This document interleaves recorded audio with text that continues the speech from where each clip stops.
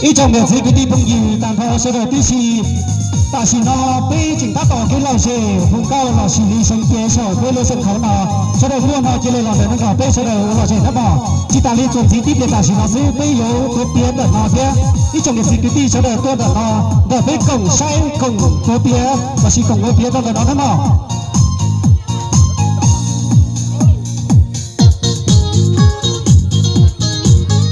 nhẹ có hăng lúc lỡ doan trẻ họ tua có tê tu mua chỉ cho chân mò vì chân chỉ tao 12 thầy giáo vào ném bao với các cô gái bản liên quan chúng tôi ạ. Vâng, 12 thầy. Theo chúng ta tổ theo nhóm này.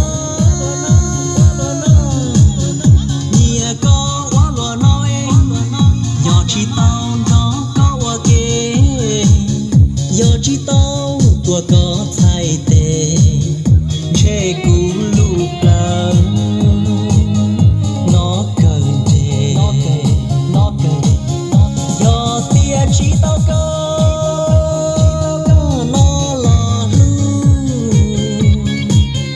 che yo khu xí có một gió xía Kính thưa các quý vị đại biểu, các đoàn khách đến từ các bản và các xã đoàn, quý vị đã đến đây thì chớ vội về. Khoảng 1 giờ chúng tôi sẽ tiến ra cái hoạt động ẩm thực để giao lưu với các đoàn đại biểu của các xã bản. 1 giờ xin trân trọng kính các đoàn đại biểu về khu vực nhà văn hóa để trải nghiệm cái ẩm thực giao lưu cùng với bản Đông Quang ạ.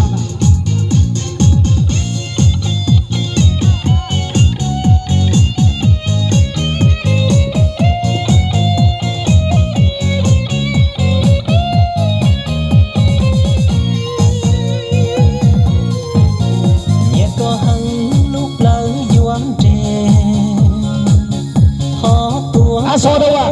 MC đâu rồi? Mời MC về đây gặp đây. vì chân chỉ tao khó ua cũng chờ con nhẹ có quá lo